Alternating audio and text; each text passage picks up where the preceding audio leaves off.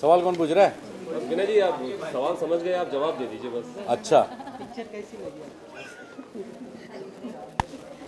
कितने टेढ़े मेढ़े हैं आपके तेरे मेरे फेरे। वाह, ये इन्होंने कल से होमवर्क करके लिखा हुआ था और फर्रे देख देख के सवाल पूछनी है। नहीं कितने टेढ़े मेढ़े हैं आपके तेरे मेरे फेरे। बहुत उतार चढ़ाव है इस फिल्म में और बहुत ही घुमावदार रास्ता है जब हमने यात्रा शुरू की इस फिल्म की शूटिंग के लिए। और बहुत ही रोचक घटनाएं हैं और बहुत ही मस्ती है, बहुत ही हंसी है, बहुत गम भी हैं थोड़े बहुत। लेकिन यही है ना कि जब तक गम ना हो तो फिर हंसी का मज़ा क्या है ना। तो तेरे मेरे फेरे उस लड्डू के बारे में है जो कोई भी इंसान खाता है तो बहुत पछताता है और नहीं खाता है तो उससे भी ज़्यादा पछताता है। तो मेरा आप लोगों से मशवरा ये है कि आप इसे एक बार ज़रूर चखें, क्योंकि ये 30 सितंबर को आपके नज़दीकी सिनेमाघरों में बंटने वाली है। अच्छा जवाब, अच्छा जवाब है ना। हाँ, very good, thank you, thank you. नहीं जाना नहीं।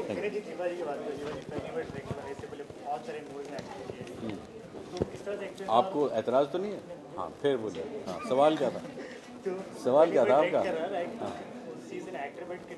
हाँ जी, आप समझ नहीं सकते कि किसी भी अभिनेता या कलाकार के लिए ये कितनी सौभाग्य की बात होती है कि उनका जो निर्देशक है, उनका जो डायरेक्टर है, वो खुद एक अभिनेता है।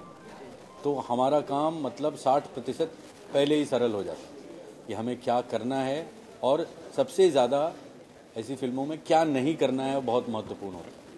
तो करने के लिए तो हम सब कुछ करने के लिए उतारू रहते हैं, क्योंकि पैदाइशी अभिनेता हैं, दरिद्र हैं, ग्रीडी हैं, लालची हैं, सब कुछ करना चाहते हैं।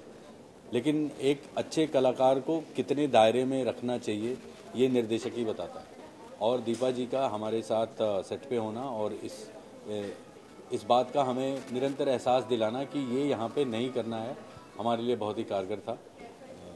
और उन्होंने ये फिल्म खुद लिखी भी है, तो उनको पता था कि किससे क्या काम करवाना है और किससे क्या काम नहीं करवाना है।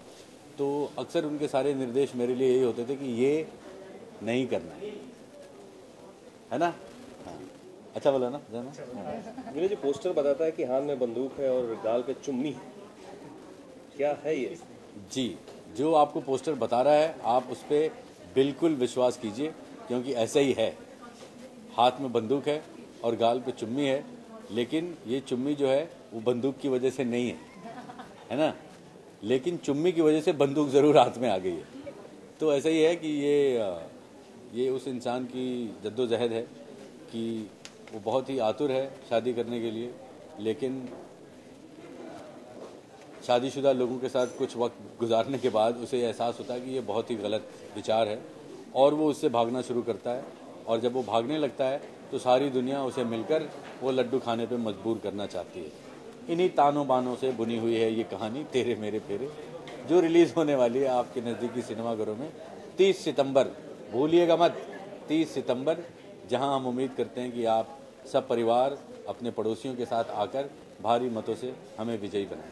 3 नाम आते हैं तो आपके जहन में कौन से वो पर्टिकुलर शब्द आते हैं, वर्ड आते हैं? 3 नाम, जागृत और रिया। हाँ। इनके लिए एक एक शब्द क्या है आपकी तरफ से?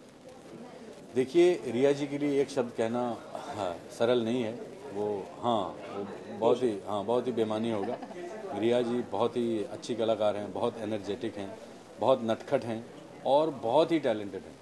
अगर किसी को इस बात से सरोकार नहीं है तो वो उनकी एक फिल्म आई थी नौका डूबी, वो जाके देखें। उन्होंने ये साबित कर दिया है कि वो सिर्फ ग्लैमर रोल्स के लिए नहीं बल्कि किसी भी तरह के रोल को बखूबी निभाने के लिए जानी जा सकती है। बाकी रही जागृत और साशा की बात, तो ये भुलावा है कि ये उनकी पहली फिल्म है। They are well versed with the medium of cinema and they are well versed with the medium of story telling and they are very good and they very sweet people. और हमारे साथ इतने दिन गुजारने के बाद उन्होंने मुझे बहुत सीखने का भी मौका दिया, और उनकी एनर्जी जो है, वो जो ललक है सीखने की, that is very infectious. I also got inspired and I learn some new tricks which is in my hat, which is in my house right now. अगर आप अपनी टोपी दें तो मैं निकाल के दिखा सकता हूँ। रियल लाइफ में भी और पिक्चर में